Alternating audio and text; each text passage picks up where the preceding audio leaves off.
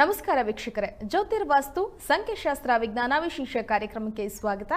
ನಾನು ಮೇಘನಾ ಪ್ರಶಾಂತ್.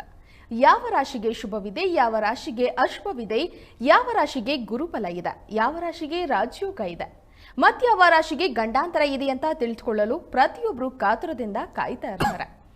ದ್ವಾದಶ ರಾಶಿಗಳ ಭವಿಷ್ಯವಾಣಿಗಳು ಪ್ರತ್ಯೇಕವಾದ ರಾಶಿಗಳೊಂದಿಗೆ ನೋಡೋಣ. ಹಾಗಾದ್ರೆ ಮತ್ಯಾಕ್ ತಡ? ಬನ್ನಿ ಈ ಬಗ್ಗೆ ಮಾಹಿತಿಯನ್ನ ನೀಡೋದಕ್ಕೆ ನಮ್ಮ ಜೊತೆ ಇದ್ದಾರೆ ಖ್ಯಾತ ಜ್ಯೋತಿಷಿ ವಾಸ್ತು ತಜ್ಞ ಡಾಕ್ಟರ್ ಮಂಜುನಾಥ್ ಗುರುಜಿ ಅವರು. ಅವ್ರನ್ನ ಕಾರ್ಯಕ್ರಮಕ್ಕೆ ಸ್ವಾಗತ ಮಾಡೋಣ. ಗುರುಜಿ, ಕಾರ್ಯಕ್ರಮಕ್ಕೆ ಸ್ವಾಗತ. ಆದಿತ್ಯಾಯ ಚ ಸೋಮಾಯ ಮಂಗಳಾಯ ಬುಧಾಯ ಚ ಗುರು ಶುಕ್ರ ಶನಿರ್ಭಾಯ ಚ ರಾಹುವೇ ಕೇತುವೇ ನಮಃ.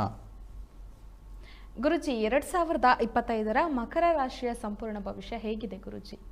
ನಮ್ಮ ವೀಕ್ಷಕರಲ್ಲಿ ತಿಳಿಸಿದಂಗೆ ಪ್ರತಿಯೊಂದು ರಾಶಿಗೂ ಅದರದೇ ಆದ ಮಹತ್ವ ಇದೆ. 2025ರಲ್ಲಿ ಹೇಳೋದಾದರೆ ಪ್ರಮುಖ 4 ಗ್ರಹಗಳ ಬದಲಾವಣೆ ನಿಮ್ಮ ರಾಶಿಗೆ ಹೇಗೆ ಫಲ ಬರುತ್ತೆ ಅಂತ ನೋಡೋದಾದರೆ, ಮಕರ ರಾಶಿಯವರಿಗೆ ಮೊದಲೇ 4 ಗ್ರಹಗಳ ಬದಲಾವಣೆಯಲ್ಲಿ ಮೊದಲೇದು ಗ್ರಹ ನಿಮ್ಮ ರಾಶಿಯಾಧಿಪತಿಯಾದ ಶನಿ ಗ್ರಹರ ಗೋಚಾರ ಮಾರ್ಚ್ 28ನೇ ತಾರೀಕು ನಿಮಗೆ ದ್ವಿತೀಯದಲ್ಲಿ ಶನಿ ಇರುವಂಥದ್ದು.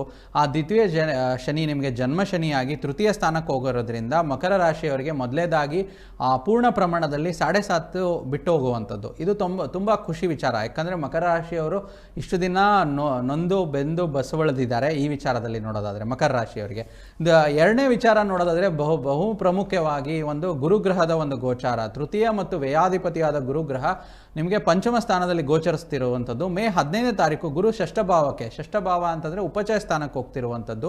ಇದು ಎರಡನೆಯ ಒಂದು ಗೋಚಾರ ಗ್ರಹವಾಗಿದೆ.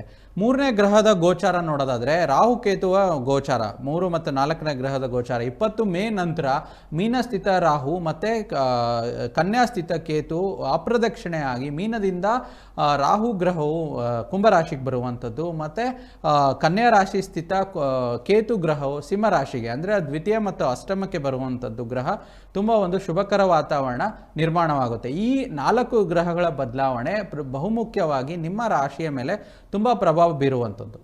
ಓಕೆ ಗುರುಜಿ, 2025 ಮಕರ ರಾಶಿಯ ಭವಿಷ್ಯವನ್ನ ತಿಳಿಸ್ಕೊಡ್ತಾ ಇದ್ರಿ. ಹಾಗೆ ಮಕರ ರಾಶಿಯವರ ಭವಿಷ್ಯ, ಆರೋಗ್ಯ, ವ್ಯಾಪಾರ, ವಹಿವಾಟು, ಪ್ರೀತಿ, ಪ್ರೇಮ ಇದೆಲ್ಲ ಹೇಗಿದೆ ಗುರುಜಿ ಮಕರ ರಾಶಿಯವರದು?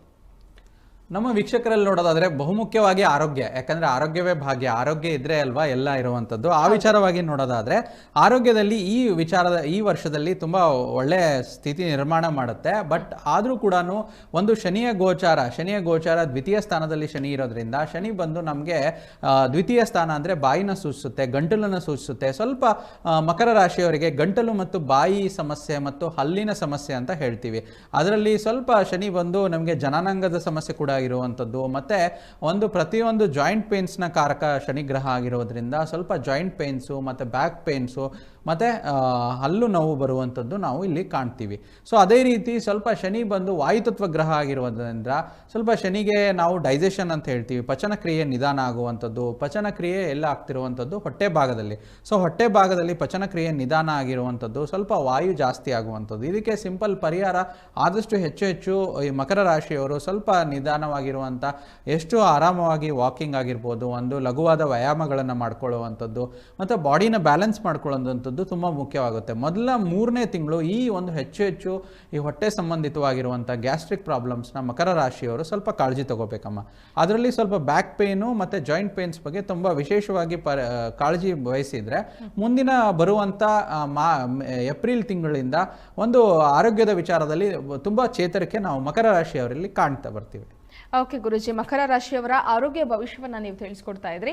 ಹಾಗೆ ಶೈಕ್ಷಣಿಕ ಭವಿಷ್ಯ ಹೇಗಿದೆ ಗುರುಜಿ ಮಕರ ರಾಶಿಯವರದು? ಶಿಕ್ಷಣದ ವಿಚಾರದಲ್ಲಿ ನಾವು ನೋಡೋದಾದ್ರೆ ಶೈಕ್ಷಣಿಕವಾಗಿ ಈ ಒಂದು ವರ್ಷದಲ್ಲಿ ತುಂಬ ಮುಖ್ಯವಾಗಿ ಬಹುಮುಖ್ಯವಾಗಿ ಗುರುಗ್ರಹ ಪಂಚಮ ಸ್ಥಾನದಿಂದ ಷಷ್ಠಭಾವಕ್ಕೆ ಅಂದರೆ ಉಪಚಯ ಭಾವಕ್ಕೆ ಬರೋದ್ರಿಂದ, ಉಪಚಯ ಭಾವ ಅಂತಂದರೆ ತುಂಬ ವಿಶೇಷವಾಗಿ ಎಜುಕೇಷನಲ್ಲಿ ಯಾರು ಕಾಂಪಿಟೇಟಿವ್ ಎಕ್ಸಾಮ್ಸ್ ಬರೀತಿದ್ದೀರಾ ಮಕರ ರಾಶಿಯವರು, ಮತ್ತು ನಾವು ಹೈಸ್ಕೂಲು ಮತ್ತು ಕಾಲೇಜು, ಡಿಗ್ರಿ ಮತ್ತು ಪೋಸ್ಟ್ ಗ್ರ್ಯಾಜುಯೇಷನ್ನು, PhD ಈ ಎಜುಕೇಷನ್ ಸಂಬಂಧಪಟ್ಟಂಥದ್ದು ಇದರಲ್ಲಿ ಹೆಚ್ಚು ಮಾರ್ಕ್ಸ್ ತೆಗೆಯೋದೇ ಇಂಪಾರ್ಟೆಂಟ್ ಆಗಿರುತ್ತಲ್ವಾ. ಸೊ ಆ ಕಾಂಪಿಟೇಟಿವ್ ಎಕ್ಸಾಮ್ಸಲ್ಲಿ ಯಾರು ಇದು ಮಾಡ್ತಾರೆ, ಕಾಂಪಿಟೇಷನಲ್ಲಿ ತುಂಬ ಚೆನ್ನಾಗಿರುತ್ತೆ ಅಂತ ನಾವು ನೋಡ್ತಾ ಹೋಗ್ತೀವಿ. ಮತ್ತು ಧನಾತ್ಮಕ ಪ್ರಭಾವ ತುಂಬ ಚೆನ್ನಾಗಿ ಹೆಚ್ಚು ಆಗೋದ್ರಿಂದ ತುಂಬ ಒಂದು ಒಳ್ಳೆ ಗುರು ಬಂದು ಧನಾತ್ಮಕ ಗ್ರಹ ಮತ್ತು ಧಾರ್ಮಿಕ ಗ್ರಹ ಅಂತ ಹೇಳ್ತೀವಿ. ಅದಕ್ಕೆ ಮಕರ ರಾಶಿಯವರೆಗೂ ಸ್ವಲ್ಪ ಧಾರ್ಮಿಕತೆ ಜಾಸ್ತಿ ಆಗುತ್ತೆ. ಧಾರ್ಮಿಕತೆ ಜಾಸ್ತಿ ಆಗೋದಂತಂದರೆ ಧಾರ್ಮಿಕ ಶಿಕ್ಷಣಕ್ಕೆ ಸಂಬಂಧಪಟ್ಟಂಥದ್ದು ಅಂದರೆ ನಮ್ಮ ಜ್ಯೋತಿಷ ಆಗಿರ್ಬೋದು, ವೇದ ಶಾಸ್ತ್ರ, ಪಂಚಾಂಗ ಈ ರೀತಿ ಅಧ್ಯಯನಗಳು ವಿಚಾರಗಳ ಒಂದು ಒಲವು ಜಾಸ್ತಿ ಆಗುವಂಥದ್ದು ನಾವು ಇಲ್ಲಿ ಮಕರ ರಾಶಿಯವರಿಗೆ 2025ರಲ್ಲಿ ನೋಡ್ತಾ ಬರ್ತೀವಿ.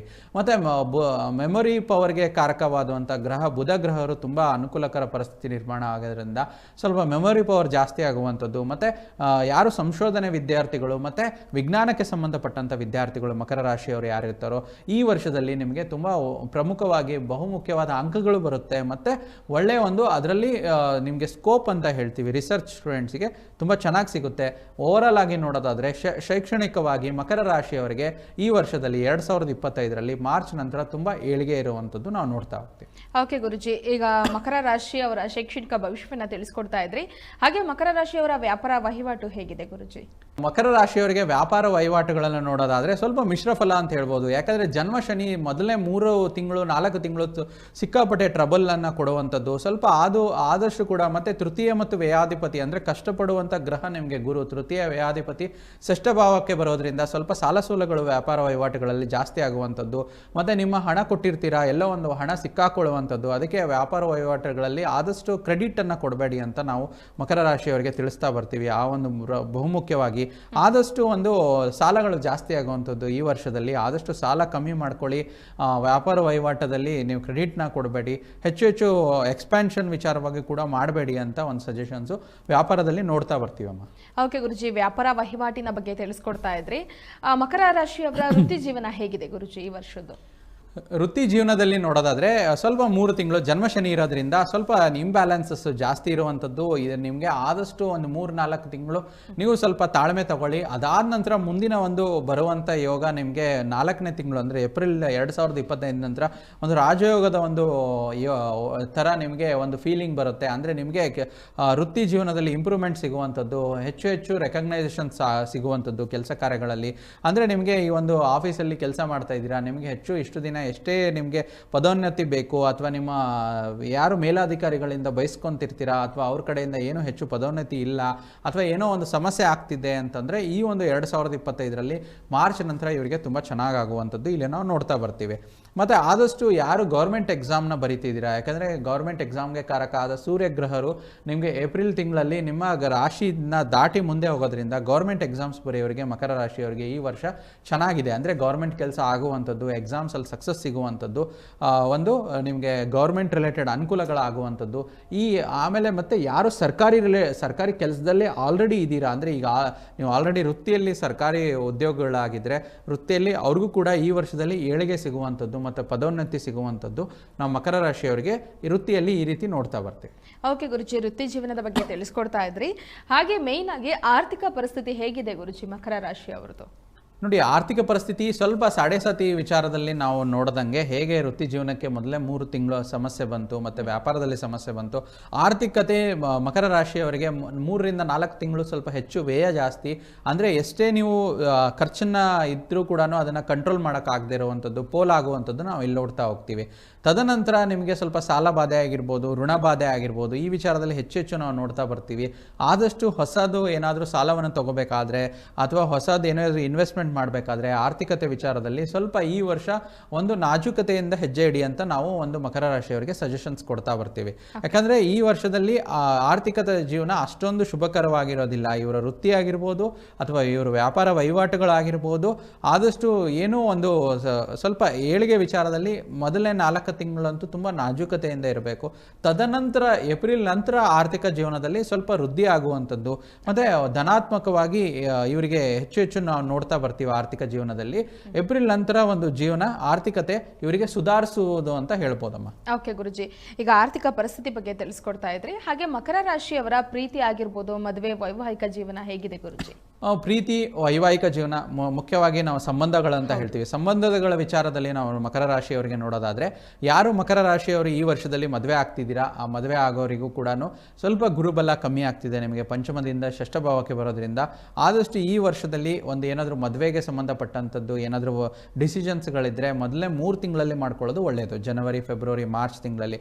ಮಾರ್ಚ್ ನಂತರ ಈ ವರ್ಷ ಸ್ವಲ್ಪ ತಾವು ಅದನ್ನು ಅವಾಯ್ಡ್ ಮಾಡಿದ್ರೆ ಒಳ್ಳೆಯದು ಅಂತ ಹೇಳ್ತೀವಿ. ವೈವಾಹಿಕ ಜೀವನಕ್ಕೆ ಈ ವರ್ಷದಲ್ಲಿ ಅಷ್ಟೊಂದು ಶುಭಕರವಾಗದೇ ಇರೋದ್ರಿಂದ ಮೊದಲೇ 3 ತಿಂಗಳು 4 ತಿಂಗಳಲ್ಲಿ ತಾವು ಒಂದು ನಿರ್ಧಾರ ಮಾಡಿ ಮುಂದುವರೆದ್ರೆ ಒಳ್ಳೆಯದು.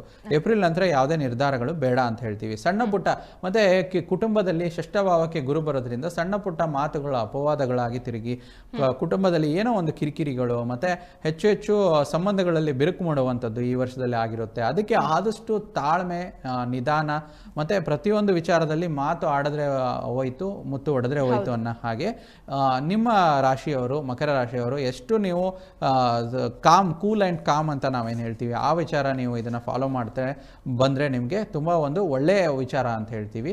ಸೊ ಮನೆಯಲ್ಲಿ ಯಾವುದೇ ಒಂದು ಜಗಳಗಳಾದರೂ ಕೂಡ ಅದಕ್ಕೆ ನೀವು ತಲೆ ಕೆಡಿಸ್ಕೊಳ್ಳೋದ್ರಿಂದ ಇರೋದಂಗೆ ನೀವು ಸ್ವಲ್ಪ ನಿಧಾನವಾಗಿರಬೇಕು. ಮತ್ತು ಕೋರ್ಟು ಕಚೇರಿ ಇತ್ಯಾದಿ ವಿಚಾರದಲ್ಲೂ ಕೂಡ ನಿಮಗೆ ನಿಧಾನವಾಗಿರೋದ್ರಿಂದ ಸ್ವಲ್ಪ ಅದರಿಂದ ಕಿರಿಕಿರಿಗಳು ಕೂಡ ಉಂಟಾಗುವಂಥದ್ದು. ಸ್ವಲ್ಪ ಆ ಕೆಲಸ ಕಾರ್ಯಗಳು, ಕೋರ್ಟು ಕಚೇರಿ ಇತ್ಯಾದಿಗಳು ಇತ್ಯರ್ಥ ಆಗೋದಿಲ್ಲ ಈ ವರ್ಷದಲ್ಲಿ. ಸ್ವಲ್ಪ ನಿಧಾನ, ಸಾವಧಾನವಾಗಿದ್ದರೆ ಇವರಿಗೆ ಚೆನ್ನಾಗಿರುತ್ತೆ, ಅಂದರೆ ಸಂಬಂಧಗಳ ವಿಚಾರದಲ್ಲಿ ಅಮ್ಮ. ಓಕೆ ಗುರುಜಿ, ಈಗ ಪ್ರೀತಿ, ಪ್ರೇಮ, ವೈವಾಹಿಕ ಜೀವನದ ಬಗ್ಗೆ ಹೇಳಿ ನೀವು ತಿಳಿಸ್ಕೊಡ್ತಾ ಇದ್ರಿ.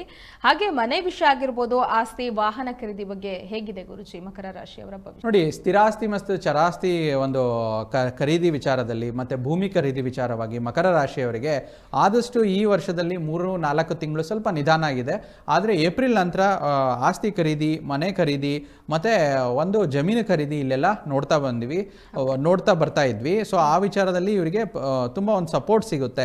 ಮತ್ತೆ ವಾಹನ ಯಾರು ಬದಲಾವಣೆ ಮಾಡ್ತಾರೆ ಅವರ ವಿಚಾರದಲ್ಲೂ 3-4 ತಿಂಗಳು ಸ್ವಲ್ಪ ನಿಧಾನ ಮಾಡಿ, ಅದಾದ ನಂತರ ವಾಹನನ್ನೇ ನಂಬಿ ಯಾರು ಬದುಕ್ತಾ ಇದ್ದೀರಾ ಅಂದರೆ ವಾಹನ ಚಲಾವಣೆ ಮಾಡಿಕೊಂಡು ಅಥವಾ ಅವ್ರ ಸ್ವಂತ ವಾಹನ ಆಗಿರ್ಬೋದು ಅಥವಾ ಚಲಾವಣೆ ಮಾಡಿ ಅದರಿಂದ ಜೀವನ ಮಾಡ್ತಾ ಇರೋರು ಏಪ್ರಿಲ್ ಮಾರ್ಚ್ ನಂತರ ವಾಹನ ಬದಲಾವಣೆ ಮಾಡೋದಿದ್ರೆ ಒಳ್ಳೆಯದು. ಹೆಚ್ಚು ಶ್ರಮ ಏನಿದೆ, ಇಷ್ಟು ವರ್ಷದ ಶ್ರಮ ಈ ವರ್ಷದಲ್ಲಿ ನಿಮಗೆ ಏಪ್ರಿಲ್ ನಂತರ ನಿಮಗೆ ಫಲ ಸಿಗುವಂಥದ್ದು ಮಕರ ರಾಶಿಯವರಿಗೆ ಚೆನ್ನಾಗಿದೆ. ಏಪ್ರಿಲ್ ನಂತರ ಚೆನ್ನಾಗಿದೆ. ಓಕೆ ಗುರುಜಿ, ಈಗ ಮನೆ ವಿಷಯ, ಆಸ್ತಿ ವಿಷಯದ ಬಗ್ಗೆ ಹೇಳಿ ತಿಳಿಸ್ಕೊಡ್ತಾ ಇದ್ರಿ. ಹಾಗೆ ಮಕರ ರಾಶಿಯವ್ರಿಗೆ ಕೆಲವು ತೊಡಕುಗಳಾಗತ್ತೆ ಅಂತ ಹೇಳಿ ನೀವು ಹೇಳ್ತಾ ಇದ್ರಿ. ಇದಕ್ಕೆ ಪರಿಹಾರ ಏನಿರ್ಬೋದು ಗುರುಜಿ? ನೋಡಿ, ಮಕರ ರಾಶಿಗೆ ಅತ್ಯಂತ ಮಿತ್ರವಾದ ಗ್ರಹ ಅಂತ ಹೇಳ್ತೀವಿ ನಾವು ಬುಧ ಗ್ರಹ. ಬುಧನ ಆರಾಧನೆ ಅಂದರೆ ಬುಧ ಅಂದರೆ ನಮ್ಮ ಜ್ಯೋತಿಷ್ ಶಾಸ್ತ್ರದಲ್ಲಿ ವಿಷ್ಣುವಿನ ಆರಾಧನೆ ಅಂತ ಹೇಳ್ತೀವಿ. ವಿಷ್ಣುವಿಗೆ ಅಂತಂದರೆ ವಿಷ್ಣು ದೇವಸ್ಥಾನಕ್ಕೆ ಪ್ರತಿ ಬುಧವಾರ ಆಗುವಂಥದ್ದು. ವಿಷ್ಣು ದೇವಸ್ಥಾನ ನಿಮ್ಮ ಮನೆ ಹತ್ರ ಸಿಕ್ಕಿಲ್ಲ ಅಂದರೆ ವಿಷ್ಣು ಸ್ವರೂಪವಾದ ಕೃಷ್ಣನ ದೇವಸ್ಥಾನ ಆಗಿರ್ಬೋದು ಅಥವಾ ವೆಂಕಟೇಶ್ವರ ದೇವಸ್ಥಾನಕ್ಕೆ ಹೋಗಿ ವೆಂಕಟೇಶ್ವರ ಸ್ತೋತ್ರ ಹೇಳುವಂಥದ್ದು ಅಥವಾ ವೆಂಕಟೇಶ್ವರ ಮಂಗಳ ಸ್ತೋತ್ರ ಅಂತ ಬರುತ್ತೆ, ಅದು ಹೇಳುವಂಥದ್ದು. ಈ ರೀತಿ ಮಾಡಿ ಅಥವಾ ಬಿಲ್ವಾಷ್ಟಕಮು, ರುದ್ರಾಷ್ಟಕಮ ಸ್ತೋತ್ರಗಳು ಆದಷ್ಟು ಹೆಚ್ಚು ಪಠನೆ ಮಾಡಕ್ಕೆ ಬರಲಿಲ್ಲ ಅಂದ್ರೂ ಕೂಡ ಆ ಸ್ತೋತ್ರಗಳನ್ನು ಆಲಿಸಿದ್ರು ಕೂಡ ಇವರಿಗೆ ಒಳ್ಳೆಯದಾಗುತ್ತೆ. ಮತ್ತು ಇವರು ಆದಷ್ಟು ಸೂರ್ಯ ದೇವರ ಆರಾಧನೆ ಮಾಡುವಂಥದ್ದು ಒಳ್ಳೆಯದು. ಅಂದರೆ ಯಥೇಚ್ಛವಾಗಿ ಪ್ರತಿದಿನ ಸೂರ್ಯೋದಯದ ನಂತರ ಸೂರ್ಯನಿಗೆ ಜಲ ಕೊಡುವಂಥದ್ದು. ಸೂರ್ಯನ 12 ಮಂತ್ರ ಬರುತ್ತೆ, ಆದಿತ್ಯಾಯ ನಮಃ, ಭಾಸ್ಕರಾಯ ನಮಃ, ಖಗಾಯ ನಮಃ, ಈ ರೀತಿ ಸೂರ್ಯನ ಮಂತ್ರಗಳು ಹೇಳಿ ಸೂರ್ಯನಿಗೆ ಅರ್ಘ್ಯ ಕೊಡೋದ್ರಿಂದ ಕೂಡ ಒಳ್ಳೆಯದಾಗುವಂಥದ್ದು.